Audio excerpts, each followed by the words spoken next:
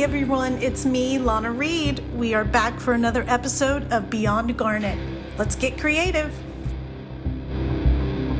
May be too intense for some listeners, may be unsuitable for sensitive people, may cause dizziness, may cause drowsiness, may cause excitability. Safety goggles may be required for listening. Take with food, avoid contact with skin, avoid extreme temperatures, and store in a cool, dry place. This is not legal advice, must be present to win. Contents under pressure may contain small parts. Listen at your own risk. Hey everybody, it is Saturday, February 8th, and my guest today is the impeccable Mr. Brian Dobbins. Welcome, Brian. Thank you. Hi. I've worked with you a lot. Spent many an hour on set. Yes. Tell me who has been a big inspiration for you as a writer, author, screenwriter? Boy, there's a bunch of them. Writer, novelist, and screenwriter is William Goldman. Big influence on me.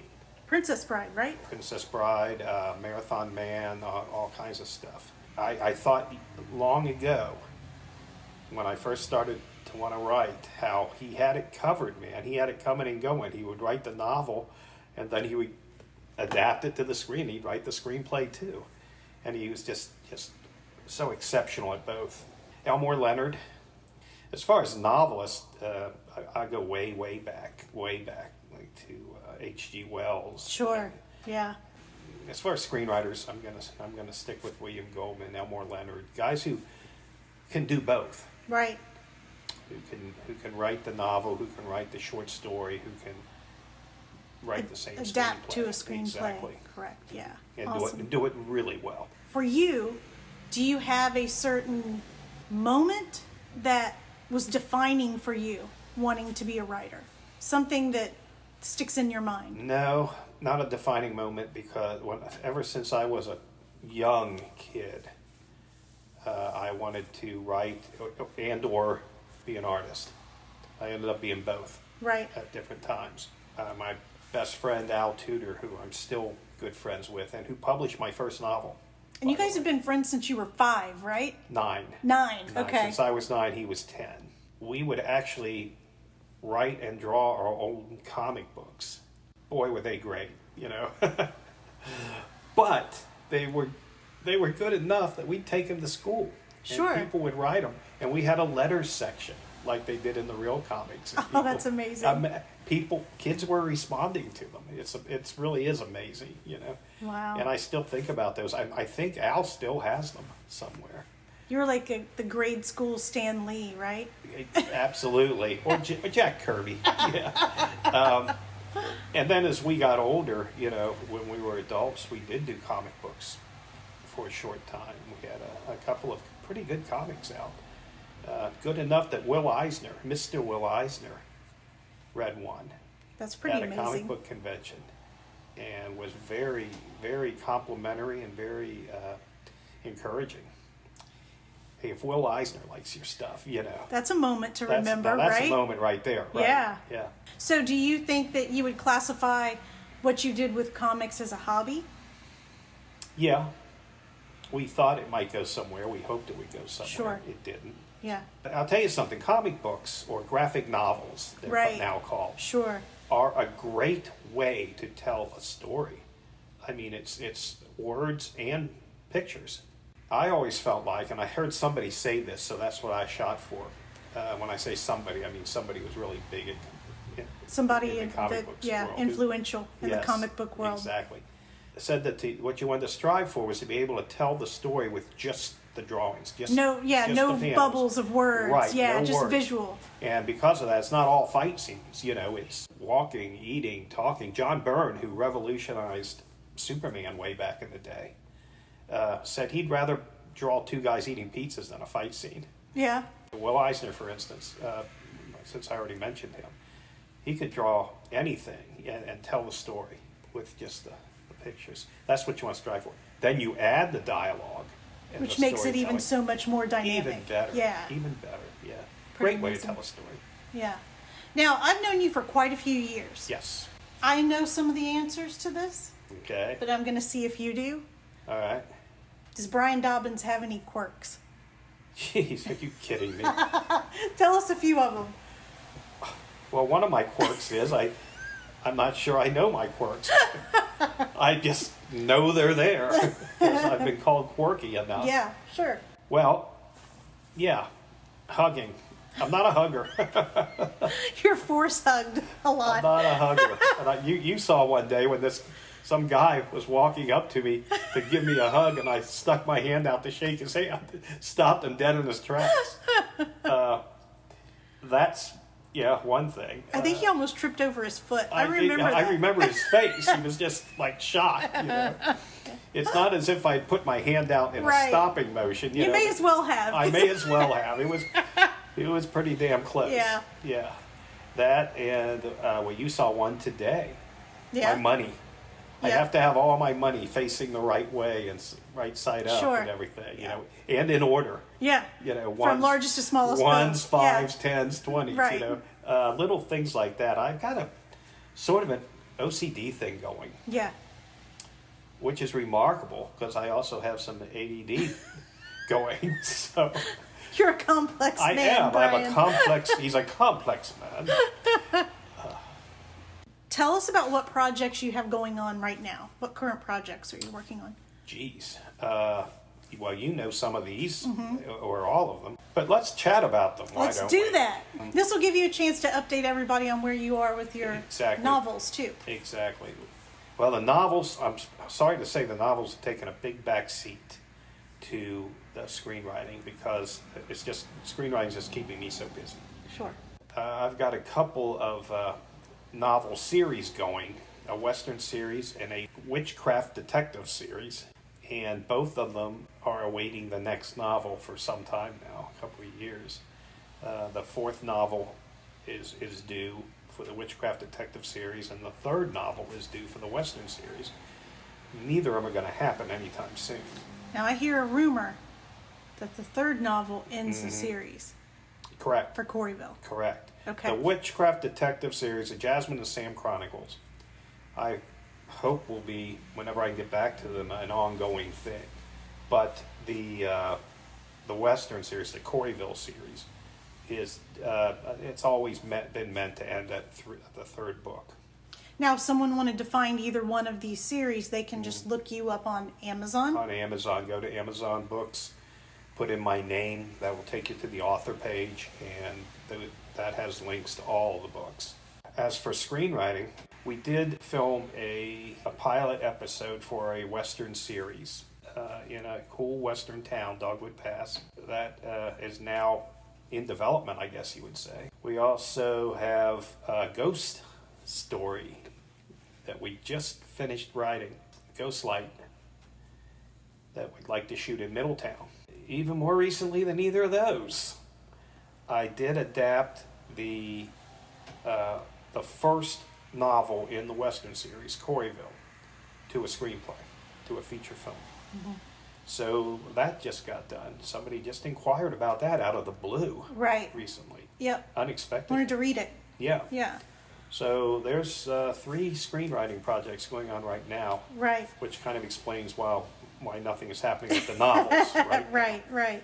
What future goals have you set for yourself as a writer or screenwriter? Like myself, I know I want to direct 3 feature films this year. Mm-hmm. Like that's one of my big goals. Mm-hmm. So what is one of your big goals? Maybe even bigger than that, not just for this year, but future goals.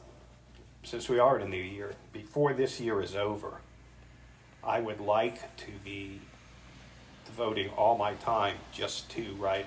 Mm-hmm. I'd like to be on set somewhere filming the Dogwood Pass series. I'd like to be on set in Middletown, Ghost Light film. I'd like to see both those done this year. Mm-hmm. And who knows, if Coreyville got picked up, I'd love to see that happening too. That's a bigger project. Yeah. That's a pretty big budget film. Yeah.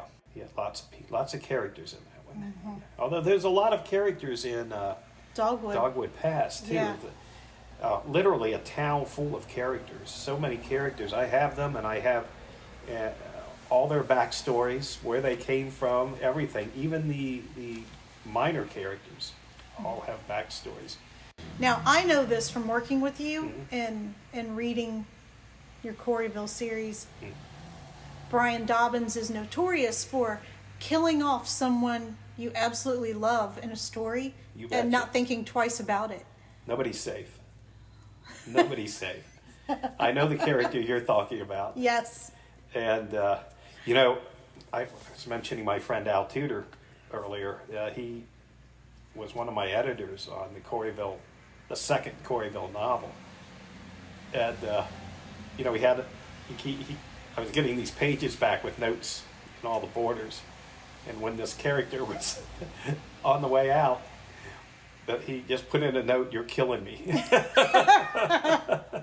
think I was mad at you for about a week. When you read that? Yeah. And in the, truthfully, in the Jasmine and Sam Chronicles, in the last book, I knocked Spoilers if you haven't read the book. Knocked off somebody who you wouldn't think would go. Yeah. Right. Nobody I think said, I asked you, I said, Brian Dobbins, why? And you said, why not? why not? You're killing me. I'll I'm tell right you, there with Al. There's You're a killing couple me. of reasons these main characters have to go sometimes. It's not because I'm evil, but it just works in the story. Right. I didn't intend for that to happen But it did. in this instance, but it did. Yeah. It just worked. It more or less happened without me. Well, you know, you accomplished the one thing that I think as a screenwriter or a writer, you made the reader or the viewer feel something. Exactly. And that's what we want to do. You don't want to go to a movie or read a book and just go, oh, that was nice. Yeah. And not feel anything for any of the characters. If you make someone care about your characters that much that it breaks their heart when they perish, you've done your job well. I know it made me feel something as I was writing it.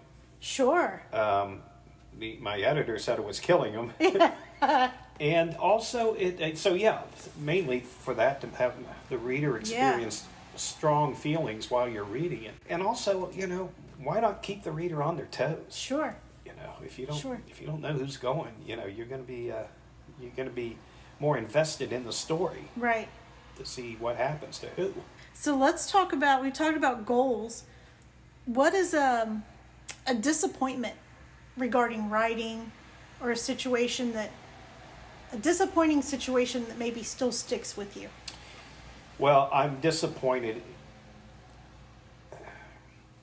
in that I'm not farther along in the career at my age. You know, I go to a lot of conventions, I'm on a lot of panels, and a question I always get asked, invariably, maybe you were going to ask it here, I don't know. But invariably, I'm asked, what would you say to a young Brian? You know, and my answer is always the same, is to start sooner. Yeah. Start sooner. Get started on it. Get moving. That's my disappointment right now. Disappointed in yourself. Yeah, I am. Right? Truthful. I get it. Yeah. I didn't want to say that. Sure. But I am disappointed that I didn't get serious. You waited too long sooner. to start. Yeah, I was doing other things. Sure. And You were young. I was young. I was staying out of jail. That's good. And in the process of doing all those things, I did not get started when I should have. Yeah. Okay. But make up time. You're making up for lost time, right? I'm trying. I'm working on 3 projects at a time, almost all the time. So you know, I'm trying. Yeah. Does that make you happy to have so many projects in front of you? Sure. It makes me happy and unhappy, you know, because sometimes I'm going right from one piece right to another one within that hour. Right. And I've got to refocus. Okay, who are these people? What are they doing? Where did the ghosts go? Now they're cowboys. I don't get it. You know, but you know, like I always say to you, I consider it a good problem to have. Sure. You can either have the problem of no work, or you can have the problem of too much work. I'll always take too much. I'll always take too much work. Right. So, you know, this is my favorite. Yeah. My favorite question. What is your favorite type of cake? Cake. I heard you ask Misty that in last week's episode, and I thought that's an unusual question. I'm not a sweets eater. I'm not a desserts kind of guy, particularly cakes. Yeah. They're so fluffy and sweet, and that icing is just too much for me and everything. Unless, I don't know, is tiramisu a cake? Can you count that as a cake? I like tiramisu. I like it because it's cakey on it's the bottom. cakish. It's You cakish. could go with that, I guess. Yeah. I like it because, unlike most cakes, it's got different flavor profiles in there. There's coffee and custard, and so it's There's cinnamon on top, right? Yeah, it's it's coffee. Cinnamon That's coffee. coffee It's on ground top. coffee. Ground coffee. Okay. Yeah. Now pies I can get into because they're fruit. I like fruit pies. I Right. do not like cream pies at all. Okay. What is your favorite pie then? That's toughy. It's, It depends on your mood. right. It might be a rhubarb strawberry pie. It might be cherry pie or apple pie, blueberry pie. As long as it's a fruit pie, I can tell myself it's good for me for one thing because it's got fruit. Sure. In it. Yeah. Plain, whipped cream, or a la mode? Again, depends on my mood. Okay. I can do any of those three. Whipped cream's a beautiful thing. I'll agree with that. Yeah. So if you could give the listeners, maybe someone who wants to be a writer, this is almost that what would you tell young Brian advice. But if you could give any writers listening advice, regardless of how old they are, how young they are, what would the advice be? Right. I mean, you can't be a writer if you don't write. People say they're a producer, or a director, or a writer. Well, if you're a producer, you produce. You produce. If you're a director, you direct. If you're a writer, you write by definition. Write. If you're going to be a writer, then you got to write. And I would also suggest reading a lot. Mm-hmm. Get those influences going, man. Decide what genre you like, what you're cut out for. Reading and writing were the same. That's interesting. Yeah. That is part of the same gig. If you're going to write, you're going to be a reader. Every writer is a reader. Do you think all writers have their own style? Absolutely. How would you describe your style of writing? I don't spend a lot of time on describing, the curtains or something like that. I pretty much set the scene, do the dialogue, do the action, and move on to the next scene. Years ago, before I did any screenwriting, somebody read something I'd written, and he said, you'd be a good screenwriter, along the lines of Robert B. Parker. Like the old detective novels were pretty much very streamlined, Mm-hmm. They weren't fancy, they weren't flowery, just the facts, ma'am. Just the facts, ma'am. Just the facts, yeah. If someone wanted to find your work, I know we talked about where to find the novels, where else can people find your projects? The feature film we did, Western World, that's streaming all about. Yeah. Amazon Prime, Hulu. Google Play, a couple of other places. Yeah. Just Google it. Google it. Trailers and previews for Like Dogwood Pass. They could find you on social media to find all these things. Correct. So where would people find you on social media? I am on Facebook and I am on Instagram. Brian Dobbins author on Instagram? Yes. Yeah. You remember it better than I do. Well, I looked it up. I put it on the preview. Oh, okay. Yeah. But, I'm on Twitter, but I never use it. I'm not as big on social media as I should be. Brian Dobbins is walking away from the podcast with a lesson and some homework. More homework. Increase my social media presence. What would you say to the old Brian? I would say, old Brian, increase your social media presence. I've got 2 Facebook pages, Brian Dobbins, my social page, and then my author page, which is called Brian Dobbins Makes Stuff Up. Because you do. Because I do. I might be making this up. Who knows? I wouldn't doubt it. I make stuff up all the time. If you're a writer, you're basically either making stuff up or stealing stuff. Yes. Pretty much constantly. Yes. Well, thank you so much, Brian. This was awesome. I actually learned a few things about you that I didn't know, although I knew most of it. You knew most but that's of it. good. I'm an It's open all right. book. Listen, I'm an open book. Just don't try to hug me. No, don't do that. You can close the book. Careful when opening the book. Well, thank you. I appreciate it. Thanks for doing this, Sure. for allowing me to do this. Yeah, absolutely. Join me next Saturday when my guest will be the wonderful and talented Landon Faulkner. Ooh, I know Landon Faulkner. Yeah. He's wonderful and And talented. Yes, he is. Nice beard. Yeah. All right, guys. See you next week. Big thank you to Kevin MacLeod over at Incompetech for our super slick theme song, Jet Fueled Vixen. And a big shout out to Michelle Lawson for our super amazing disclaimer. I hope you all have a magnificent week. Be good. And remember, don't get caught.